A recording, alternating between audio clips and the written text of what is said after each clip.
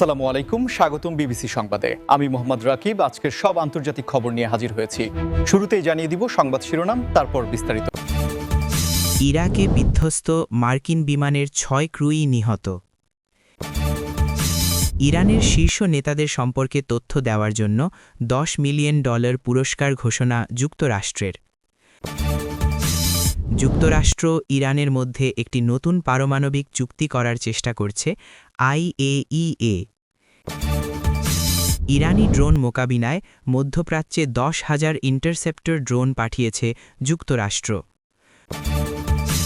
যুদ্ধের মধ্যেই আল কুদস মিছিলে প্রেসিডেন্টসহ ইরানের শীর্ষ নেতারা। আসসালামু আলাইকুম, স্বাগতম জানাচ্ছি বিবিসি সংবাদে। আমি মোহাম্মদ রাকিব।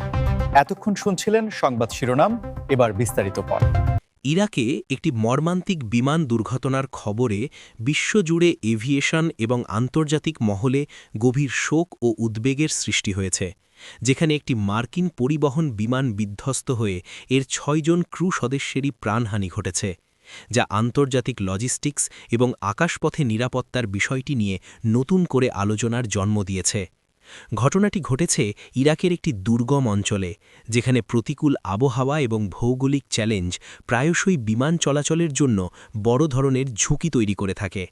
তবে এই নির্দিষ্ট দুর্ঘটনার মূল কারণ এখনও পুরোপুরি নিশ্চিত হওয়া যায়নি, যার ফলে এভিয়েশন এক্সপার্ট এবং আন্তর্জাতিক তদন্তকারী দলগুলো অত্যন্ত সতর্কতার সাথে পুরো বিষয়টি খতিয়ে দেখছে।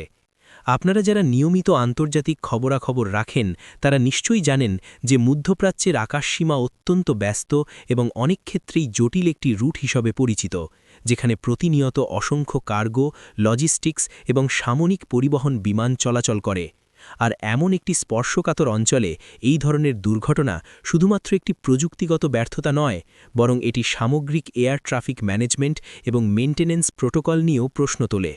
তদন্তকারীরা এই মুহূর্তে বিমানটির ব্ল্যাক বক্স বা ফ্লাইট ডেটা রেকর্ডার এবং ককপিট ভয়েস রেকর্ডার উদ্ধারের সর্বোচ্চ চেষ্টা চালাচ্ছেন, কারণ এই ডিভাইসগুলো থেকেই মূলত জানা যাবে দুর্ঘটনার ঠিক আগ মুহূর্তে ককপিটে কী ঘটছিল, ইঞ্জিনে কোনো যান্ত্রিক ত্রুটি দেখা দিয়েছিল কিনা, নাকি হঠাৎ করে আবহাওয়ার কোনো চরম বিপর্যয় পাইলটদের নিয়ন্ত্রণের বাইরে চলে গিয়েছিল। আধুনিক যুগে বিমান প্রযুক্তিতে অভাবনীয় উন্নতি সাধিত হলেও এ ধরনের অনাকাঙ্ক্ষিত ঘটনা আমাদের মনে করিয়ে দেয় যে প্রকৃতির কাছে এবং যান্ত্রিক ত্রুটির সামনে মানুষ কতটা অসহায়, বিশেষ করে যখন একটি ভারী পরিবহন বিমান ক্রুসহ এত উচ্চতায় উড্ডয়নরত থাকে, তখন যে কোনো ছোট ত্রুটিও বড় ধরনের বিপর্যয় ডেকে আনতে পারে। এই দুর্ঘটনার পর স্বাভাবিকভাবেই নিহত ক্রু সদস্যদের পরিবার এবং আত্মীয় স্বজনদের মধ্যে এক গভীর শোকের ছায়া নেমে এসেছে এবং আন্তর্জাতিক প্রটোকল অনুযায়ী তাদের প্রতি সমবেদনা জানানোর পাশাপাশি যথাযথ ক্ষতিপূরণ এবং মানসিক সহায়তার বিষয়টিও নিশ্চিত করার চেষ্টা করা হচ্ছে। যুক্তরাষ্ট্রের পক্ষ থেকে ইরানের শীর্ষস্থানীয় বেশ কয়েকজন নেতার সম্পর্কে সুনির্দিষ্ট তথ্য প্রদানকারীর জন্য একেবারে 10 মিলিয়ন বা $1 কোটি বিশাল অঙ্কের আর্থিক পুরস্কার ঘোষণা করা হয়েছে, যা আন্তর্জাতিক সম্পর্কের জটিল সমীকরণকে আরও একবার বিশ্বের সামনে উন্মোচিত করেছে। এই ধরনের পুরস্কার ঘোষণার যে রীতি, সেটি আন্তর্জাতিক অঙ্গনে একেবারে নতুন কিছু নয়।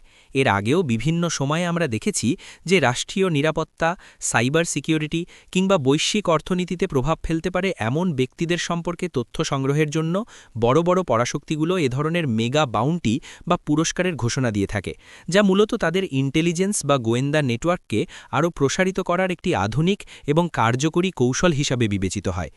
যুক্তরাষ্ট্রের এই পদক্ষেপের পেছনে মূলত কাজ করছে বৈশ্বিক তথ্য আদান-প্রদান এবং সাইবার ও ফিন্যান্সিয়াল নেটওয়ার্কের উপর নজরদারি বাড়ানোর এক সুদূর প্রসারী লক্ষ্য। কারণ বর্তমান ডিজিটাল যুগে যে কারো পক্ষেই ভিনদেশী নেটওয়ার্কে বসে তথ্য আদান-প্রদান বা আর্থিক লেনদেন করা সম্ভব। আর এই বিশাল অঙ্কের পুরস্কারের ঘোষণা মূলত সাধারণ মানুষ থেকে শুরু করে টেকনোলজি এক্সপার্ট, সাইবার অ্যানালিস্ট এবং ইনভেস্টিগেটিভ সাংবাদিকদেরও এক ধরনের বার্তা দিচ্ছে যে সঠিক তথ্য সরবরাহ করলে বিশাল আর্থিক প্রাপ্তির সুযোগ রয়েছে।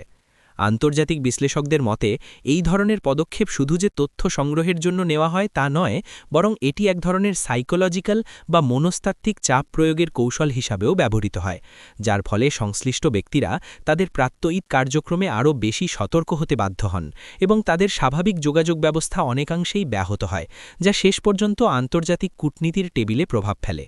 আপনারা একটু গভীরভাবে চিন্তা করলেই বুঝতে পারবেন যে $10 মিলিয়ন কোনো সাধারণ অঙ্ক নয়, এটি যে কোনো দেশের মুদ্রায় বিশাল একটি পরিমাণ।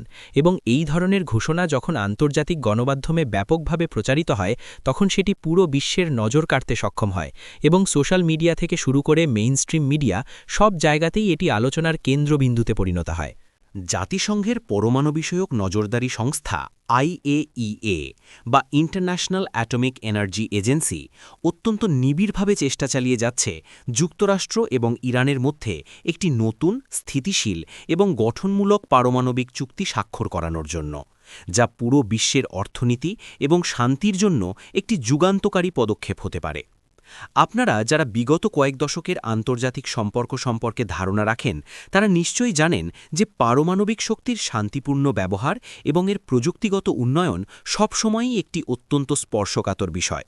আর সেই জায়গা থেকেই IAEA মূলত একটি নিরপেক্ষ মধ্যস্থতাকারীর ভূমিকা পালন করছে, যাতে করে উভয় পক্ষের মধ্যে যে আস্থার সংকট রয়েছে সেটি দূর করে একটি সম্মানজনক সমঝোতায় পৌঁছানো যায়।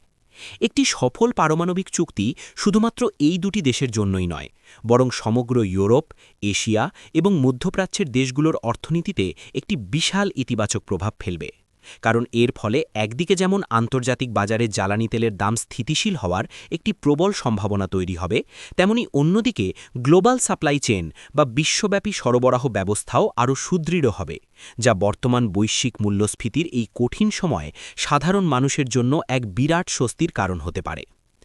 IAEA এর প্রধান এবং তাদের বিশেষজ্ঞ দল প্রতিনিয়ত ভিয়েনা, জেনেভা এবং অন্যান্য কূটনৈতিক কেন্দ্রগুলোতে ম্যারাথন আলোচনা চালিয়ে যাচ্ছেন, যেখানে তারা বিভিন্ন বৈজ্ঞানিক তথ্য উপাত্ত, টেকনিক্যাল রিপোর্ট এবং স্যাটেলাইট ইমেজারির মাধ্যমে এটি নিশ্চিত করার চেষ্টা করছেন যে পারমাণবিক শক্তির ব্যবহার যেন শুধুমাত্র বিদ্যুৎ উৎপাদন, চিকিৎসা বিজ্ঞান এবং কৃষির মতো শান্তিপূর্ণ এবং জনকল্যাণমূলক কাজেই সীমাবদ্ধ থাকে। এই চুক্তির সবচেয়ে বড় চ্যালেঞ্জ হল উভয় পক্ষের অভ্যন্তরীণ নীতি এবং আন্তর্জাতিক মিত্রদের সন্তুষ্ট রাখা, কারণ আধুনিক কূটনীতিতে কোনো সিদ্ধান্তই বিচ্ছিন্নভাবে নেওয়া সম্ভব নয়। এর সাথে জড়িয়ে থাকে বিলিয়ন বিলিয়ন ডলারের বাণিজ্য, বিনিয়োগ এবং দীর্ঘমেয়াদী অর্থনৈতিক পরিকল্পনা। আধুনিক প্রযুক্তি এবং প্রতিরক্ষা ব্যবস্থার এক অভূতপূর্ব এবং অভাবনীয় প্রদর্শনী হিসেবে যুক্তরাষ্ট্র সম্প্রতি মধ্যপ্রাচ্যের বিস্তীর্ণ অঞ্চলে তাদের আকাশসীমা সুরক্ষিত রাখার জন্য প্রায় 10,000 অত্যাধুনিক ইন্টারসেপ্টর ড্রোন মোতায়েন করেছে, যা মূলত ইরানি বা অন্যান্য যে কোনো অজানা ড্রোনে প্রযুক্তিগত চ্যালেঞ্জ মোকাবিলায় এক যুগান্তকারী পদক্ষেপ হিসেবে আন্তর্জাতিক সামরিক ও প্রযুক্তি বিশ্লেষকদের নজর কেড়েছে। বর্তমান বিশ্বে প্রতিরক্ষা ব্যবস্থা আগের মতো কেবল বিশাল আকারের যুদ্ধজাহাজ বা ফাইটার জেটের ওপর নির্ভরশীল নেই, বরং এর জায়গা দখল করে নিচ্ছে ছোট, ক্ষিপ্র এবং আর্টিফিশিয়াল ইন্টেলিজেন্স বা AI চালিত এই আনম্যান্ড এরিয়াল ভেহিকল বা ড্রোনগুলো, যেগুলো রাডারের চোখ ফাঁকি দিয়ে অত্যন্ত দ্রুত গতিতে কাজ করতে সক্ষম। আর এই কারণেই যুক্তরাষ্ট্র তাদের প্রযুক্তিগত উৎকর্ষতাকে কাজে লাগিয়ে এই বিশাল সংখ্যক ইন্টারসেপ্টর ড্রোনের একটি নিশ্ছিদ্র নেটওয়ার্ক বা জাল তৈরি করেছে। এই ইন্টারসেপ্টর ড্রোনগুলোর কাজ করার পদ্ধতি অত্যন্ত চমকপ্রদ। এগুলো মূলত আকাশে ভাসমান অবস্থায় থাকে এবং তাদের মধ্যে থাকা অত্যাধুনিক সেন্সর, অপটিক্যাল ক্যামেরা এবং থার্মাল ইমেজিং টেকনোলজির সাহায্যে যে কোনো অনুপ্রবেশকারী ড্রোনকে বহু দূর থেকেই শনাক্ত করতে পারে এবং কোনো ধরনের মানুষের সরাসরি নির্দেশনা ছাড়াই স্বয়ংক্রিয়ভাবে সিদ্ধান্ত নিয়ে সেই অনুপ্রবেশকারী ড্রোনটিকে মাঝ আকাশেই অকার্যকর বা নিষ্ক্রিয় করে দিতে পারে, যা এভিয়েশন প্রযুক্তির এক চরম উৎকর্ষতার প্রমাণ। মধ্যপ্রাচ্যের মতো একটি মরুভূমি এবং পাহাড়ি ভৌগোলিক বৈশিষ্ট্যের অঞ্চলে এত বিশাল সংখ্যক ড্রোনের রক্ষণাবেক্ষণ এবং এগুলোর ব্যাটারি ও কমান্ড সেন্টারের সাথে যোগাযোগ নিরবিচ্ছিন্ন রাখা লজিস্টিক্যালি অত্যন্ত চ্যালেঞ্জিং একটি কাজ। তবে স্যাটেলাইট কমিউনিকেশন এবং 5G নেটওয়ার্কের মতো আধুনিক প্রযুক্তি ব্যবহার করে এই পুরো সিস্টেমটিকে একটি সেন্ট্রাল কমান্ড থেকে সুচারুভাবে নিয়ন্ত্রণ করা হচ্ছে, যা গ্লোবাল টেকনোলজি রেসে একটি নতুন মাত্রা যোগ করেছে। আল-কুদস মিছিল, যেখানে লক্ষ লক্ষ সাধারণ মানুষের স্বতঃস্ফূর্ত অংশগ্রহণের পাশাপাশি স্বয়ং প্রেসিডেন্টসহ ইরানের একেবারে শীর্ষস্থানীয় নেতারাও সশরীরে উপস্থিত হয়েছিলেন, যা বিশ্বমঞ্চে এক অভাবনীয় জাতীয় ঐক্য এবং সাংস্কৃতিক সংহতির বার্তা পৌঁছে দিয়েছে। এই আল কুদস দিবস মূলত একটি দীর্ঘদিনের ঐতিহ্যবাহী দিন, যা শুধু একটি নির্দিষ্ট ভৌগোলিক সীমানার মধ্যেই সীমাবদ্ধ নেই, বরং এটি সারা বিশ্বের নানা প্রান্তের মানুষের কাছে একটি প্রতীকী দিন হিসেবে পালিত হয়ে আসছে।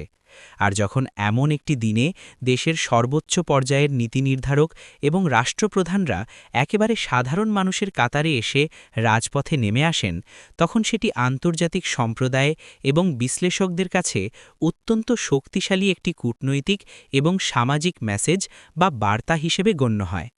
আপনারা যদি এই বিশাল সমাবেশের টেলিভিশন ফুটেজ বা সোশ্যাল মিডিয়ার ছবিগুলো লক্ষ্য করেন, তবে দেখতে পাবেন যে সেখানে সব বয়সের মানুষ, নারী, পুরুষ, শিশু, বৃদ্ধ একসাথে কাঁধে কাঁধ মিলিয়ে হেঁটে চলছেন, এবং তাদের হাতে থাকা নানা রঙের প্ল্যাকার্ড, ব্যানার এবং ফেস্টুনগুলো এক একটি নির্দিষ্ট রাজনৈতিক ও সাংস্কৃতিক দর্শনের বহিঃপ্রকাশ ঘটাচ্ছে, যা প্রমাণ করে যে একটি জাতির শেকড় কতটা গভীরভাবে তাদের আদর্শের সাথে প্রথিত। আন্তর্জাতিক সম্পর্ক বিশেষজ্ঞরা মনে করেন যে বর্তমান বিশ্বের এই পরিবর্তনশীল জিওপলিটিক্যাল বা ভূরাজনৈতিক প্রেক্ষাপটে দেশের নেতাদের এই ধরনের বিশাল পাবলিক ইভেন্টে সরাসরি অংশগ্রহণ করাটা মূলত তাদের নিজস্ব জনগণের প্রতি সমর্থন এবং আন্তর্জাতিক বিশ্বের কাছে একটি সলিডারিটি বা একতার ইমেজ তুলে ধরার এক অত্যন্ত সুকৌশলী প্রচেষ্টা, যা অনেক সময় যে কোনো ধরনের লিখিত চুক্তির চেয়েও বেশি প্রভাব বিস্তার করতে সক্ষম। একটি বিশাল জনসমুদ্রের মধ্যে রাষ্ট্রের সর্বোচ্চ নিরাপত্তা বলয় বা ভিআইপি প্রোটোকল মেনটেন করে প্রেসিডেন্ট এবং শীর্ষ নেতাদের এমন উপস্থিতি নিশ্চিত করাটা আইন শৃঙ্খলা রক্ষাকারী বাহিনী এবং ইভেন্ট ম্যানেজমেন্টের দিক থেকেও একটি অত্যন্ত জটিল এবং চ্যালেঞ্জিং কাজ, যেখানে ড্রোন সার্ভেলেন্স,